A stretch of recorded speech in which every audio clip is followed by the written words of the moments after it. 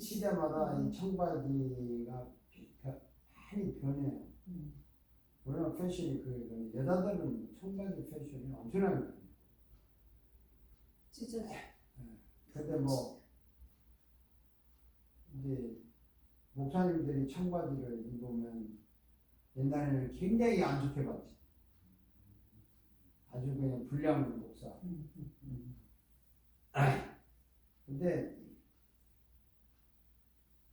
청바지가 요즘은 패션 정도로 가니까 입어도 돼요. 목사님 청바지면 젊게 보여요. 나 젊게 보이려고 청바지 입죠.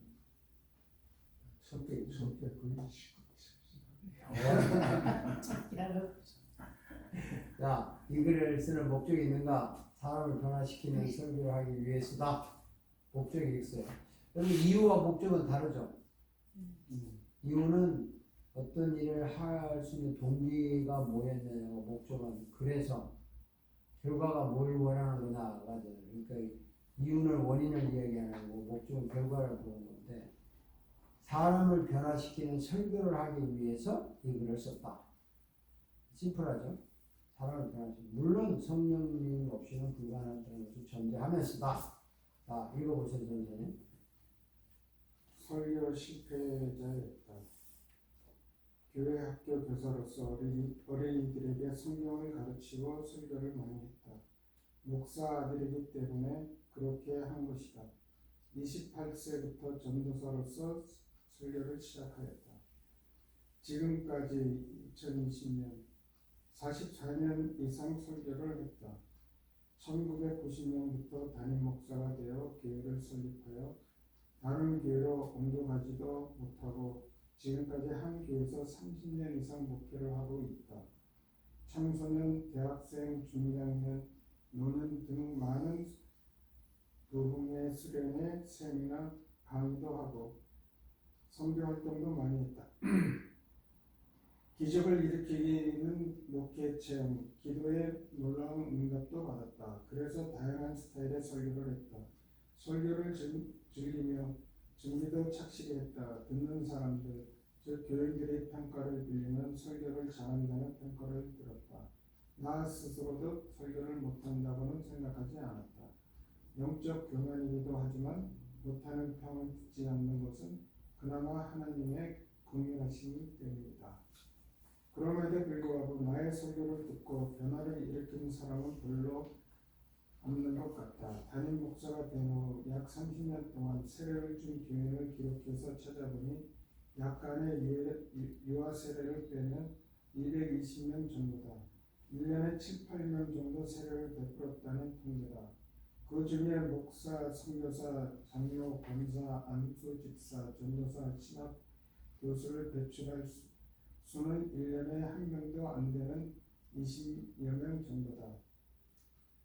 물론 세례받은 220여 명의 성도들이 확실히 구원의 변화를 체험했다는 전제를 해도 44년 동안의 나의 설교는 변화와는 거의 관계없는 멋진 설교나 운동이나 강의였다고 할 수밖에 없다. 사꾼이나 연기자처럼 직업처럼 설교자였다는 비참함이 서렸다. 회개도 44년 전으로 돌아갈 수도 없는, 회개해도 44년 전으로 돌아갈 수도 없는 아픔만 남았다. 자, 여기까지 읽어. 내가 이제 개인적인 거잖아요. 사실은 28살 때부터 이제 설교를 한 셈이에요. 근데 뭐 성수는 대학생 주일학교 뭐 어린이 부모님 어른 부모님 세미나 많이 했었죠. 기도. 내가 뭐 설교 못한다고는 생각 안 해봤어. 근데 따지고 보니까 그동안 세례를 베푼 게 220명인데 평균 1년에 7, 8명 정도인데 그 중에 뭐 진짜 괜찮은 사람들은 목사, 안수니까 선교, 신학교 교수 이런 사람 1년에 한 명당 20명 정도 했다 이거죠. 실제로 내 기록이니까요. 근데 결국에 44년 동안에 220명 세례를 주었다. 이 사람이 구원을 완전히 체험하는 변화를 했다고 해도 1년에 뭐 한두 명인데 이게 뭐냐? 이게 정말 사람의 변화를 일으키는 설교를 했나? 이런 생각이 이제 들은 거예요. 굉장히 비참함이 서있어요. 그렇다고 44년도 돌아갈 수도. 그래서 돌아갈 수도 없는 아픔만 남은 거예요. 그래서 이제 그 다음에 한번 읽어봅시다. 44년 이상 설교를 통해서 교인들이 변화하여 그 교인들을 통해 내가 섬기는 교회, 내가 머무는 이웃과 내가 속한 사회가 변화하는 이야기를 1년에 한두 번 정도밖에 들어보지 못했다. 설교자로서 나의 잘못이라고 판단하는 것은 지나친 자책감만은 아닌 것 같다. 내 설교에 문제가 있다고 반성한다. 유명한 말이 있다. 위대한 설교를 하려는 자는 그 생활을 위대한 설교로 만들어야 한다. 이 말대로 한다면 이 세상에 위대한 설교를 할 자는 예수님밖에 없다. 그럼에도 불구하고 설교자는 하나님의 말씀을 교리이며 동시에 삶임을 설교해야 한다. 말씀 자체가 삶이기 때문에 말씀으로 변화를 일으키면 삶의 모든 분야가 말씀으로 자연스럽게 변하게 될 것이다. 나는 말씀을 교리적으로 해설한 후에 삶에 적용하는 설교를 했다. 적용해서 구체적인 방법들은 이런 것들이 있다. 이런 것들을 해야 한다. 하면 된다. 그러면 축복을 받는다. 이것은 하나님의 말씀이다. 순종하면 승리한다는 식의 설교를 했다. 사실 적용이나 권고나 축원으로 설교를 마무리하는 것은 도덕이나 윤리적 강의의 수준일 뿐이다. 변화를 일으키지 못하는 설교를 한 것이다. 야, 이게 제가 이게 정말 느꼈어요.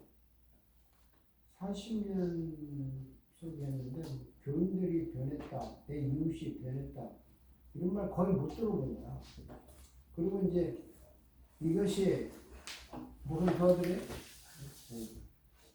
이게 나의 잘못이다? 이것도 뭐 자책감만은 아닌 것 같아. 내 설교에 문제 있다고 이제 반성을 한 거야. 이게 처음부터 이 구절, 지금도 내 그 벽에다 이거 붙여놨어요. Who wants to make a great preaching, he must make his life a great preaching. 이런 말이 있다. 위대한 설교를 하려는 자는 그 생활을 위대한 설교로 만들어야 한다. 생활. 자, 뭐 사실 이대로 사는 사람은 예수님밖에 없잖아요. 그래서 이 중요한 말 하나가 있어요.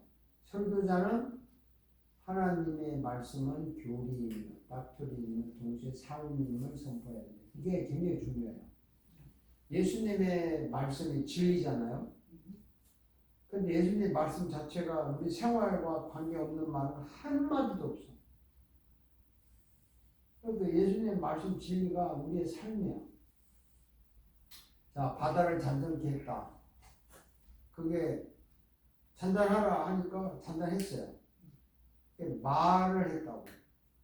예수님의 말은 바다를 움직일 수 있는 전지전능하신 분이다라는 교리가 담겨 있잖아요. 근데 동시에 바다가 잔잔해졌어. 그건 라이프잖아. 삶이잖아. 그래서 저는 이거 설명하기가 참 힘든데 교리 이꼴 라이프, 닥트린 이꼴 라이프. 교리는 삶이야. 근데 자꾸 삶과 교리를 구분해 사람들이. 삼위일체라는 그 교리가 우리의 삶과 구분이 될 수가 없어요. 왜냐하면 삼위일체 설명 어떻게 해요? 우리의 삶이에요. 쉽게 설명하면 이런 거죠. 하나님이 예수님이고 예수님이 성령이고 성부 성자가 동시에 하나다. 말을 힘들게 했지만 뭐 person 삼위가 일체다. 원가 인트리 person 이렇게 말도 하고 하지만 그 우리 삶과 무슨 관계 있어요? 관계 있나요? 있냐고?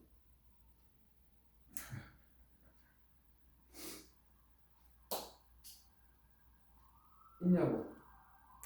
예수님의 삶은 우리하고 관계가 있죠. 근데 삼위일체가 우리 삶과 무슨 관계? 그분이 우리의 삶의 완성이고 적용이고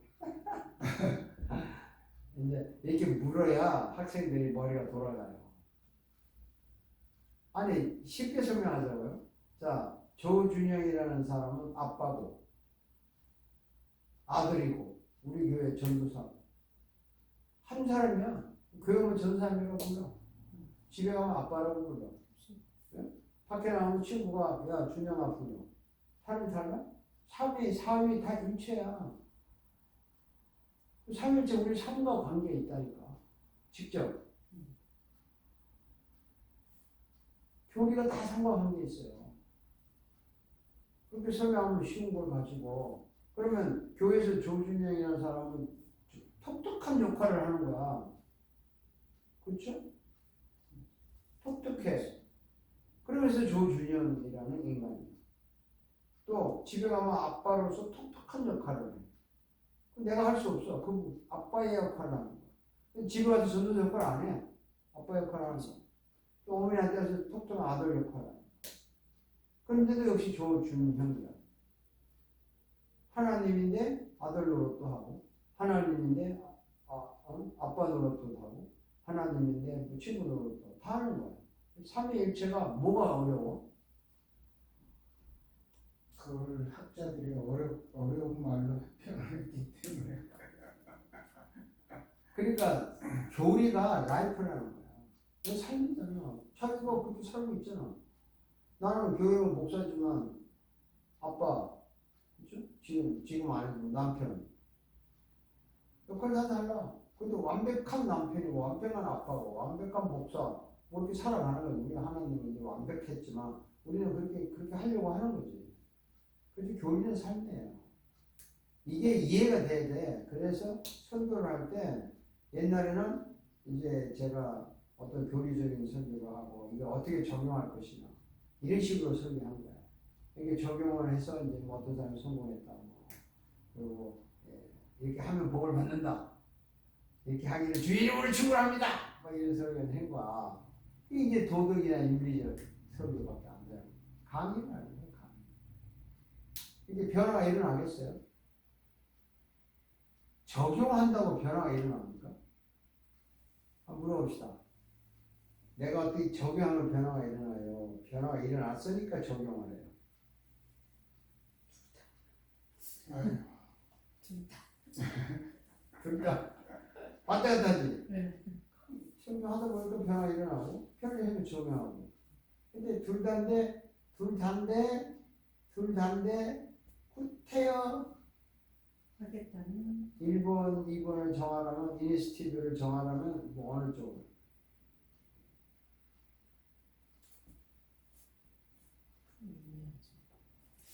적용을 했기 때문에 변화했기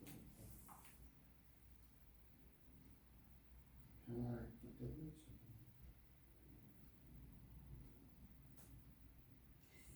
먼저 적용했기 때문에 변화를 받았겠죠. 남학생은 이렇게 말했어요. 여학생. 저도 그쪽 같아요. 저는 적용을 했으니까 변화. 유감스럽게도 유감스러운 답변이었습니다. 그게 우리 인간이 말하는 행위가 사람을 변화시킨다고 생각하는 우리 그게 인본주의 크게 들어요. 인본주의가 뭐 행동을 해야 변하는 거 아니냐 이렇게. 이제 우리 지난번에 했어요. 연합법 기납부 할 때 내가 설명을 잠깐 했는데 행동을 해서 변화하는 게 인위적이야. 인위적. 인간적이고 인간 중심이고 그게 종교예요. 그게 일반 종교예요. 고상한 행동을 하는 사람이 습관의 인간을 바꾼다. 그래가지고 고상한 행동을 해야 돼. 우리는 이걸 교회가 이걸 설교하는 거야. 끊임없이. 그래서 그냥 긍정적인 사고방식, 인내를 하고 기도하면서 100번을 30일 금식기도, 한 달 금식기도 하나님께서 특별한 능력을 주시고 부러지지만 응답하고 계속 내가 먼저야. 행동이. 우리가 이렇게 배에 있어요. 거부반응이 없어.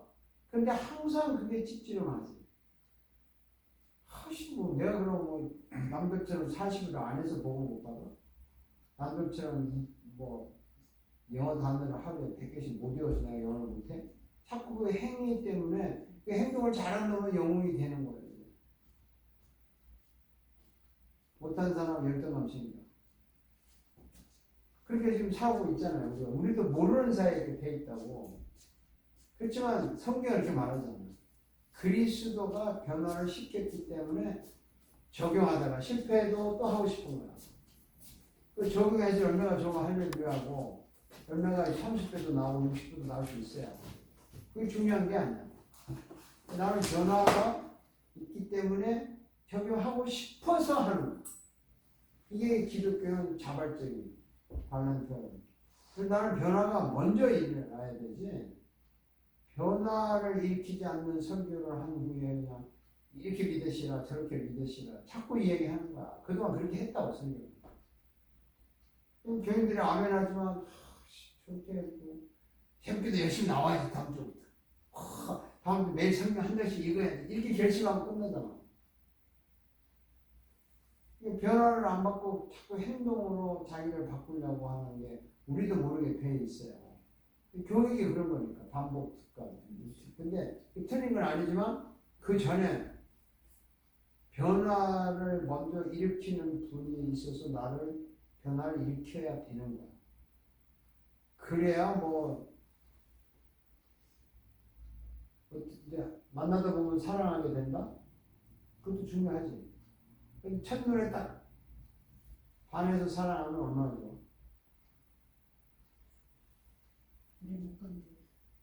아니 그걸 첫눈에 반해서 사랑해서 인간은 오래 못 가지만 첫눈에 반해서 사랑하는 걸 계속 끌고 가면 얼마나 중요하고. 그러니까 우리가 주님에 의해서 이 구원의 감격에 딱 걸려가지고 세상을 살아나가고 가다가 뭐 힘들어도 이것 때문에 또 다시 가는 거야. 그래서 에베소 교회에서 계속 해야 돼. 첫사랑을 회복하라. 적용이 먼저냐 변화가 먼저냐. 변화가 이니시티브입니다. 먼저입니다. 제가 목사님 지금 말씀 들으니까 떠오르는 말이 라합의 얘기가 떠오르네요. 라합? 그 저기 야고보서에도 그 기생 라합. 네. 근데 그 라합이 거기 그 정탐꾼들이 왔을 때 너희 그 이끌어낸 애굽에서 이끌어낸 그 여호와를 내가 들었기 때문에 안다. 그 얘기가 그렇죠. 네 생각나면서 야고보에서는 그렇기 때문에 행했다. 네. 그러니까 이제 제 목사님 말씀대로 변화를 들었으니까. 때문에 행했다. 그렇죠. 그게 갑자기 생각이 나요. 그럼요.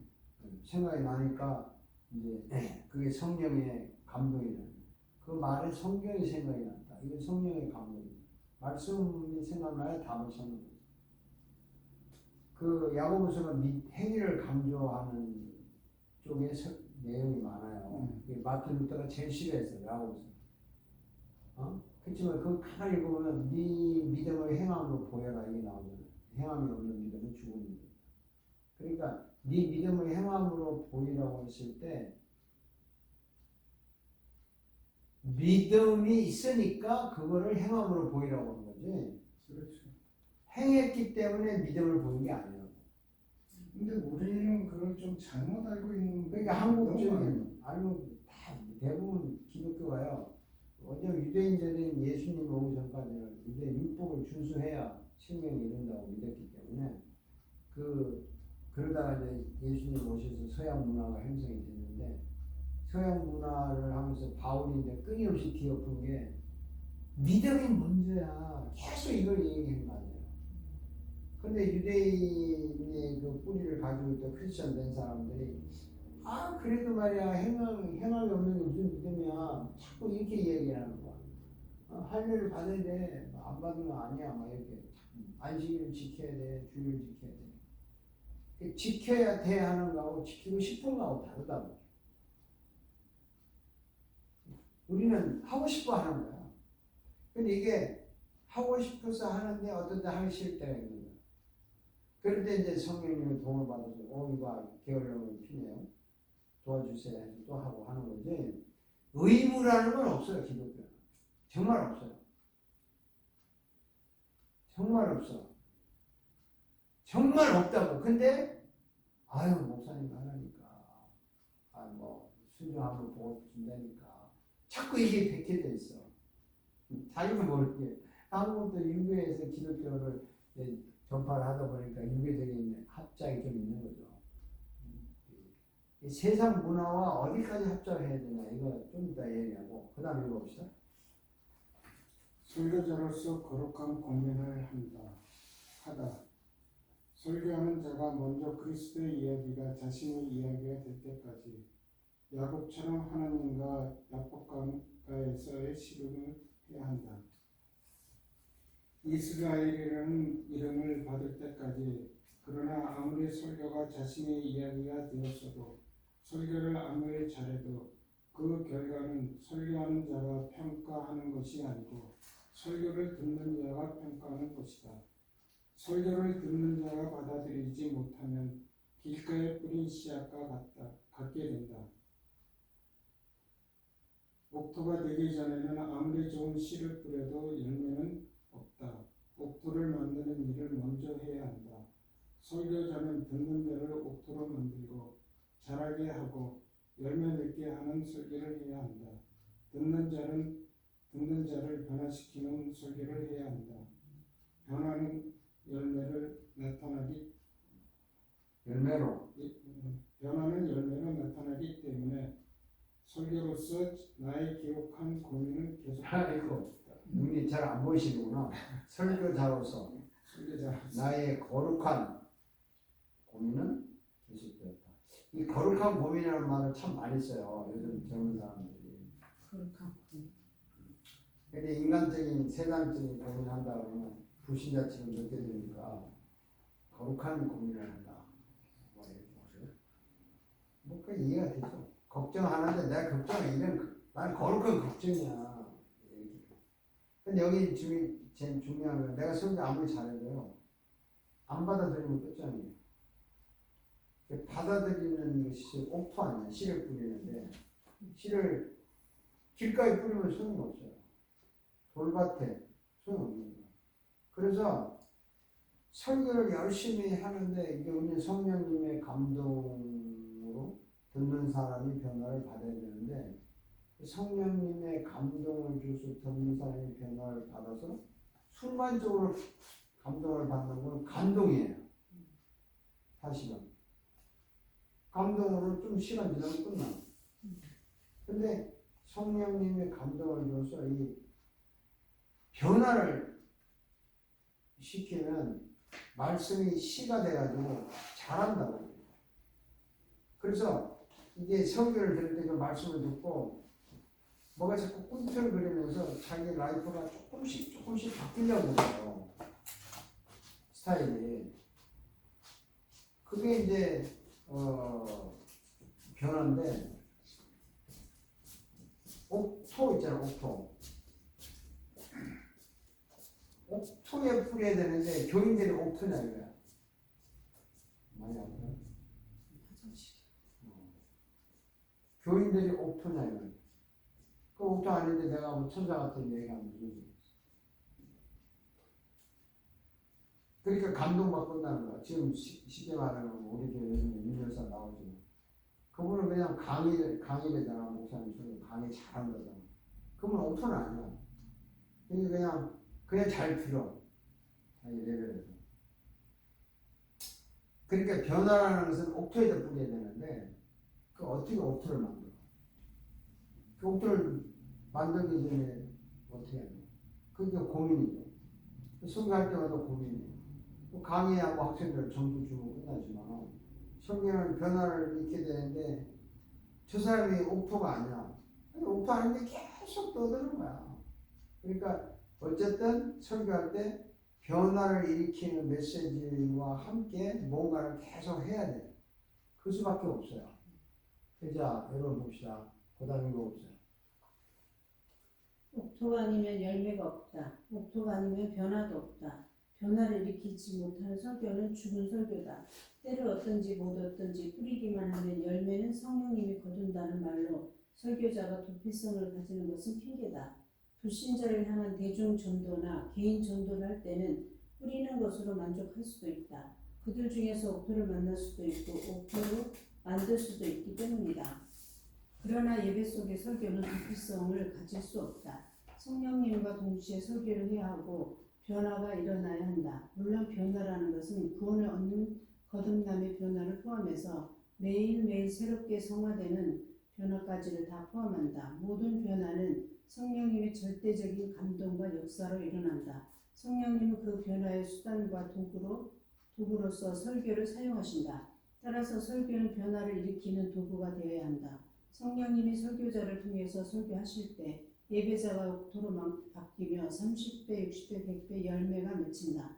또한 30배, 60배, 100배의 심한 거부감과 박해와 핍박도 받을 수 있다.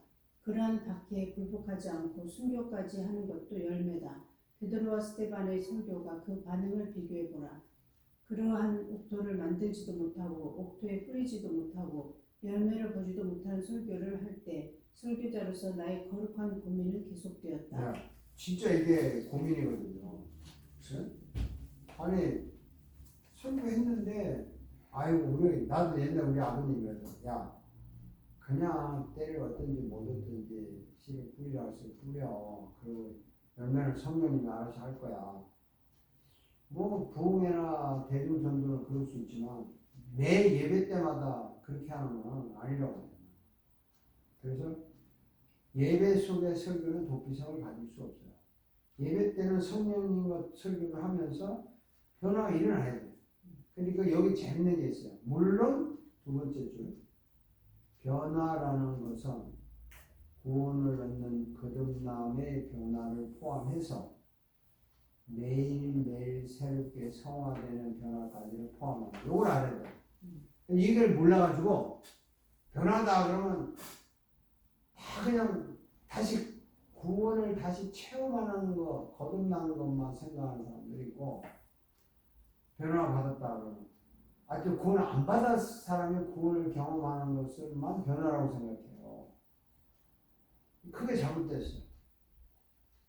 매일매일 새롭게 성화되는 것도 변화라고. 그러니까 두 가지 변화잖아요. 평소에 한 번 변하는 거거든요.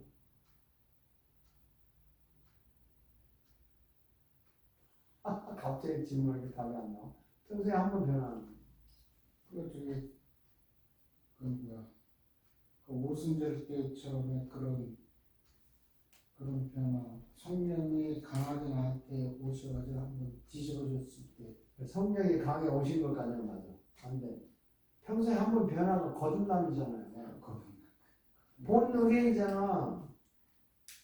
그게 갑자기 있습니다. 네? 그러니까 성령이 역사하셔서 내가 거듭난 거야. 일생에 한 번 와요. 이게 변화야. 이 변화를 반드시 해야 돼.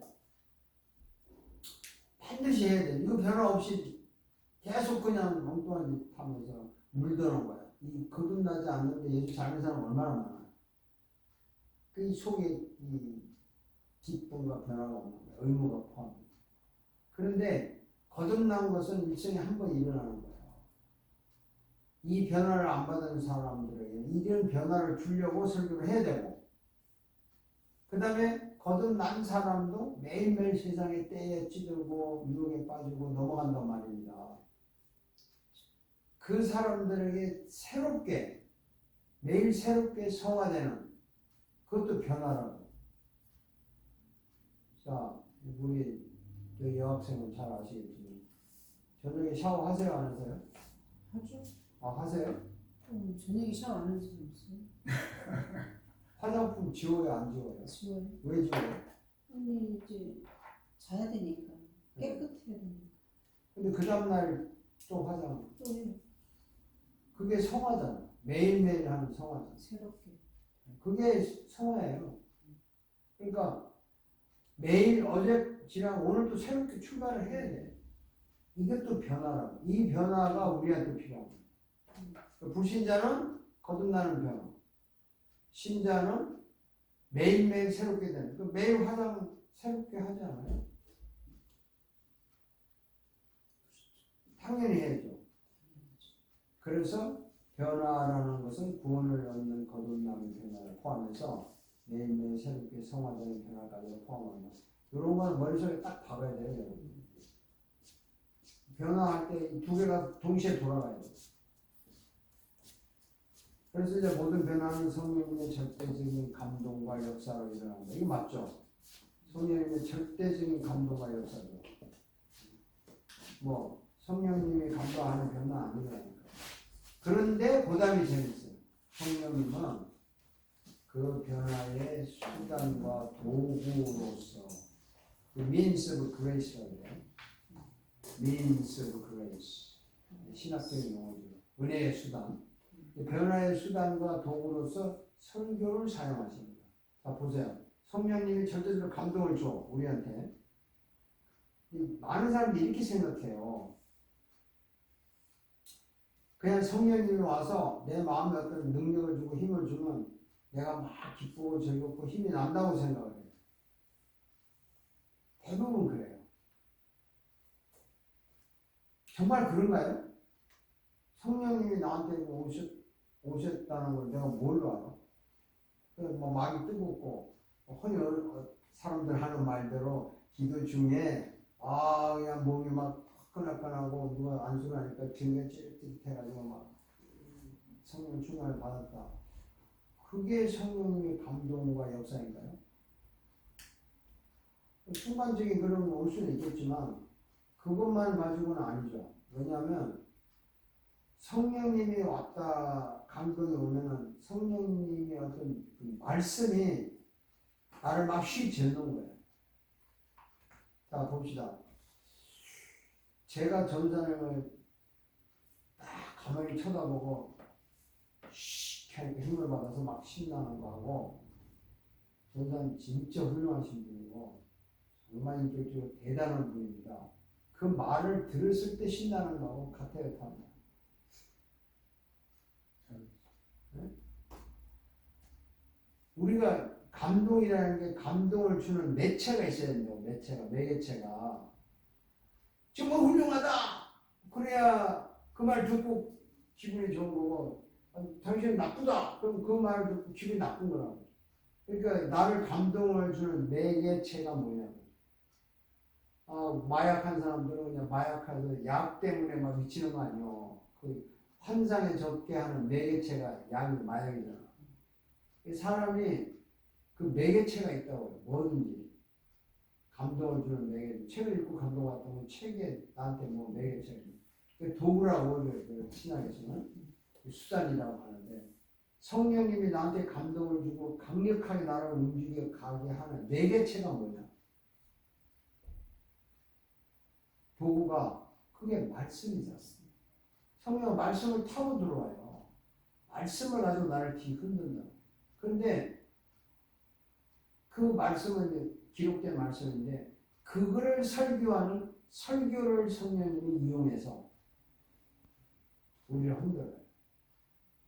그래서 개신교에서는, 개신교라고 할 수, 개주에서는 민수, 이게 성령님이 우리를 흔드는 수단은 두 가지가 있어요. 하나는 설교고 하나는 성찬. 성찬을 하라고 했으니까 이거를 받을 때 우리 성령님이 이걸 통해서 우리를 감동과 감격을 준다는 거예요. 역사가 있다. 그래서 우리를 움직이는 매개체는 딱 두 개야. 예배 시간에 설교하고 성찬밖에 없어.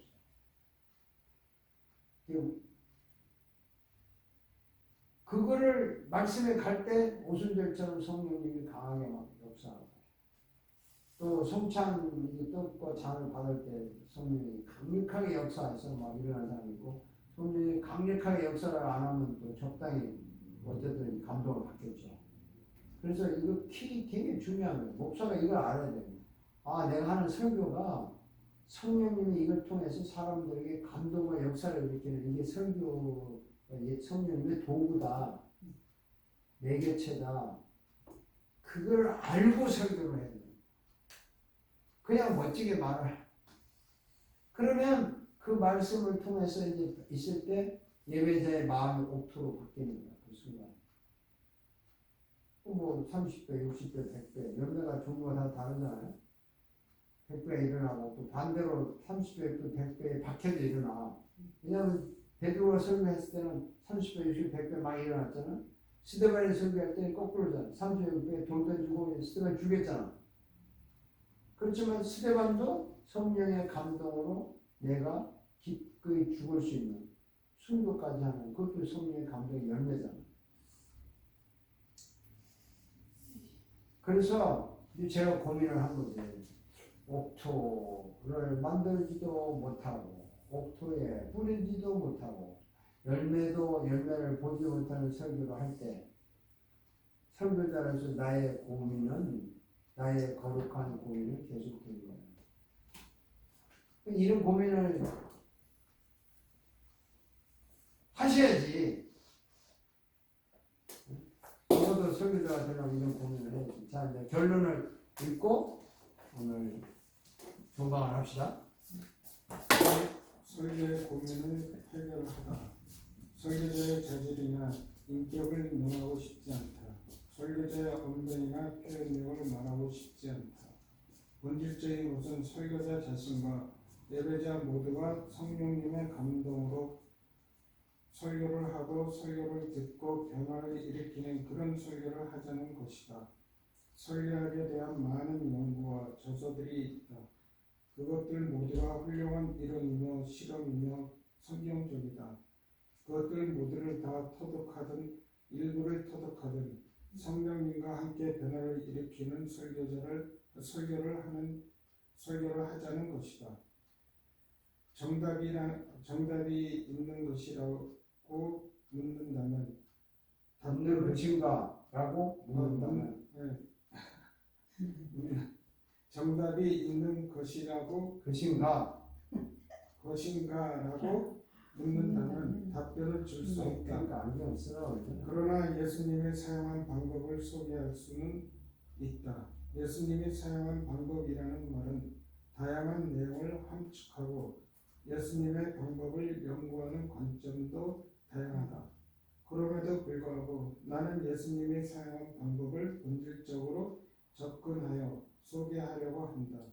설교의 새로운 시도를 하려는 것이다. 나와 당신이 함께 설교를 통해서 변화를 일으키시는 성령님의 충만 속에 들어가려는 시도를 하려는 것이다. 설교의 새로운 시도를 통해서 설교자로서의 거룩한 고민을 하려는 것이다. 이것이 이 책을 쓰는 목적이다. 이 목적이 뭐예요? 내가 이 책을 쓰는 목적이 알았으니까 한번 저 뒤에 여학생이 한마디 요약해서 해보죠. 거룩한 고민을 해결하려는 거예요. 근데 거룩한 고민이 뭐죠? 설교의 새로운 시도를 통해서 성령님의 충만 속에 들어가려는 시도를 하는 것. 그렇죠. 설교를 통해서 성령님께서 일으키시려는 성령님의 충만 속에 가려는 걸 시도하는 거. 네, 거룩한 맞죠. 근데 한번 자 질문을 요약하면 이런 거죠. 오늘 읽은 내용은 한마디로 말하면 한마디로 짧죠. 오늘 읽은 내용 이런 거 아닌가요? 나는 변화를 일으키는 설교를 못했다. 변화라는 것은 뭐 거듭나는 것도 변하고 매일매일 새롭게 성화되는 것도 변화인데 설교를 할 때마다 이런 변화를 일으키는데 못했다. 이유가 뭐냐? 옥토를 만들지 못했다. 옥토를 어떻게 만드냐? 답변은 없지만 예수님이 사용한 방법이 가장 좋은 것 같다. 그 예수님이 사용한 방법을 내가 연구를 했다. 그거를 설교의 새로운 시도라는 걸 통해서 예수님이 사용한 방법을 소개하려고 한다. 그래서 거룩한 고민을 해결하고 싶다. 그게 이 책을 쓰는 목적이다. 이렇게 딱 머릿속에 이렇게 딱 돌아가야 되는 거야. 그게 공부하는 거야. 그래서 이 책을 쓴 이유는 변화를 일으키는 설교를 정말 하고 싶은데 그 변화는 옥토라는 밭에 뿌려져야 가능하고 그건 성령님만이 가능한데 성령님은 설교라는 걸 도구로 쓰시기 때문에 내 설교가 성령님의 도구로 쓰여지기를 바라는 설교를 하겠다는 거죠. 그럼 이제 쉽게 말하면 뭐 맨 처음에 이제 이런 말 했지만 그냥 읽고 지나갔을 거예요. 설교자로서 거룩한 고민을 하다 이거 있잖아요. 화면에 설교하는 자가 먼저 주님의 이야기가 자신의 이야기가 될 때까지 야곱처럼 하나님과 약속 간에서 실험을 해야 된다. 이스라엘은 이름을 받을 때까지 그러나 아무리 설교가 자신의 이야기가 됐어도 설교를 아무리 잘해도 그 결과는 설교하는 자가 평가하는 것이 아니고 설교를 듣는 자가 평가하는 것이다. 그러니까 옥토가 되기 전에는 안 된다 이 얘기를 전제한 건데 자, 야곱이 실험해가지고 이스라엘 이름을 바뀌었잖아요. 내 첫 마디가 이해가 됐으면 좋겠어. 설교하는 자가 먼저 주님의 얘기가 나의 얘기 될 때까지 해. 쉬워요, 어려워요? 왜 어렵나요? 일단은 저 개인적으로는 끈기가 좀 약한 거. 싸워야 되는 그 실험하는 게 그게 좀 약해서 어느 정도 하다가 그냥 포기하는. 그렇게 어렵게 안 하셔도 되고 뭐 시름이 나오니까 갑자기 근데 그 정도 싸워. 야곱이 시름에서 졌잖아요. 사실 마지막에는 한대 얻어맞고 끌렸지. 근데 주님의 이야기가 나의 이야기가 될 때까지 이게 되게 중요한 거예요. 나는 여기에서 설교 안 한다고 생각을 사기치지 않고 왜냐면 주님의 이야기를 끝나면은 나는 그걸 소개하는 사람이야. 주님의 이야기, 그거 내 이야기야. 그분이 죽었어. 그분이 나를 위해 죽었어. 이게 내 이야기잖아. 이게. 그러니까 성경에 나왔던 다윗의 이야기가 이게 내 이야기. 이게 다윗이 나하고 똑같은 놈이네. 나보고 하는 소리네. 이게 주님의 이야기가 나의 이야기. 그거 될 때까지 우리는 실험을 해야 된다. 야곱이 실험하듯이. 그래서 설교가 성경 이야기가 왜 남의 이야기냐? 나는 이게 정말 기분 나빠요. 그냥 소개를 하는 거야. 하나님 말씀하셨다. 하나님 가라사대. 자, 그거 아니라고요.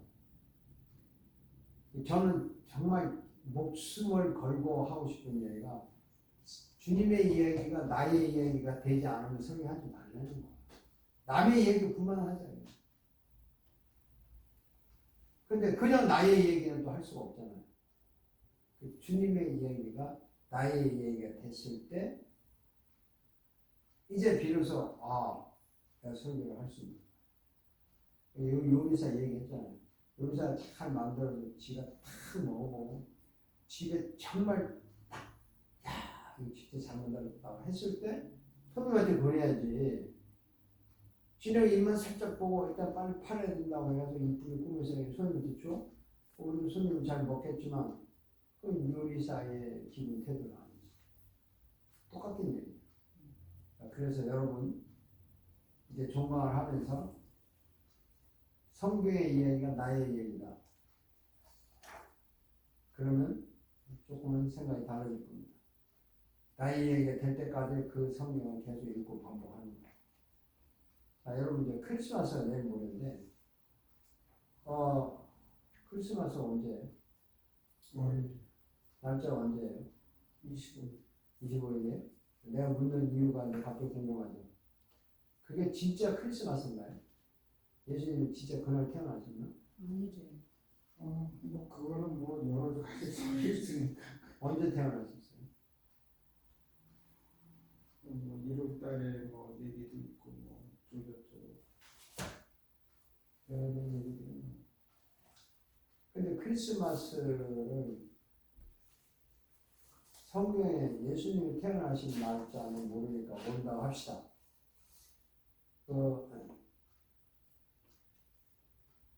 아무도 몰라요. 로마가 태양신을 섬기는 로마가 기독교를 받아들이고 태양신을 섬기는 로마가 풍습적으로 왜 엊그저께가 이렇게 어젯밤이죠. 어젯밤에 엊그저께 밤이 가장 길고 동지잖아요. 동지. 네? 동지가 밤이 가장 길고 동지 다음 날부터 낮이 길어지잖아. 그래서 로마 사람들이 그 동지달이 지나고 낮이 가장 길어지는 그 3일째 되는 날 이제 그 태양이 새롭게 탄생한 날이다. 새롭게 이제 길어지는 날이다 해서 로마 사람들은 태양신을 섬기니까 축제를 했어요. 태양의 생일날을 한 거야, 이 사람들이. 우상도 중요해서. 근데 기독교에서 로마 기독교 되니까 야, 너네들은 하나님의 빛이라면서 예수님이 빛보다 밝은 그러니까 이 로마 이거 없애고 이 태양 축제를 너네 그리스도 탄생일로 하자 이렇게 해서 하게 된 거라고.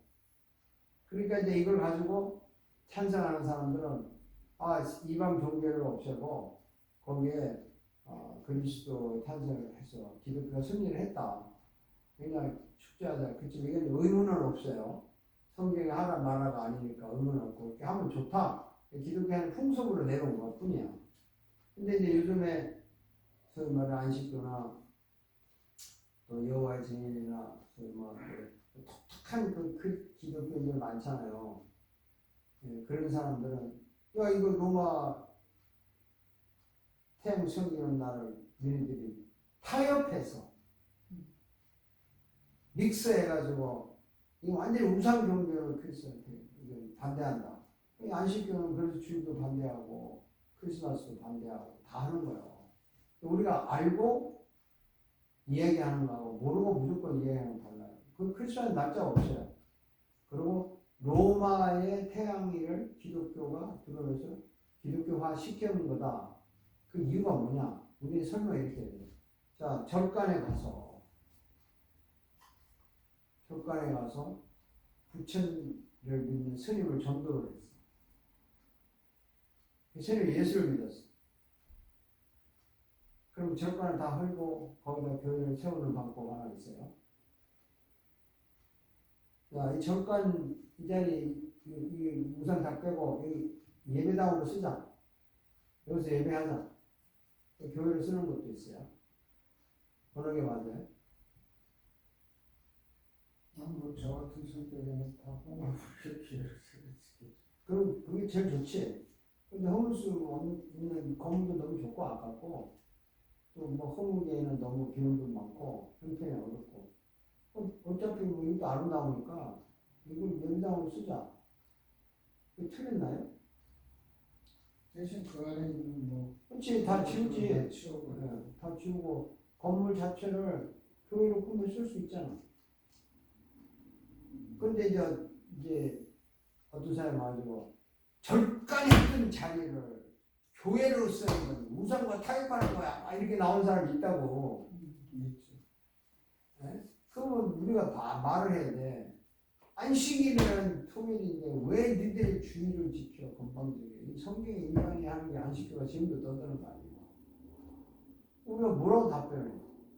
로마 태양이 그 로마를 끊고 기독교가 그날 차고 들어가면 기독교의 승리지 무슨 우상과 타협이야. 우리 이렇게 말하는 거고 그 사람들은 우상과 타협한 거야. 세속 우상이야 이렇게 묻는 너희들. 우리가 이 설명을 잘해야 돼. 자, 기도합시다. 하나님 아버지, 지금까지 우리가 설교하게 대한 내용들 이제 교재를 읽으면서 연구를 많이 했습니다. 이제 앞으로 할 일이 많이 있지만 깨닫게 해주셔서 감사합니다. 또 주님의 이야기가 나의 이야기가 될 때까지 우리는 설교를 준비해야 되고 만들어야 되고 또 이걸 통해서 사람들을 변화시켜야 합니다. 이런 일이 일어날 수 있도록 전도사님을 사용하시고 사모님을 사용하시고 정 목사님을 사용하여 주시옵소서. 그래서 반드시 변화를 맛보는 설교자, 거룩한 고민을 계속하면서 이 문제를 해결하는 선교사들이 되게 하여 주옵소서.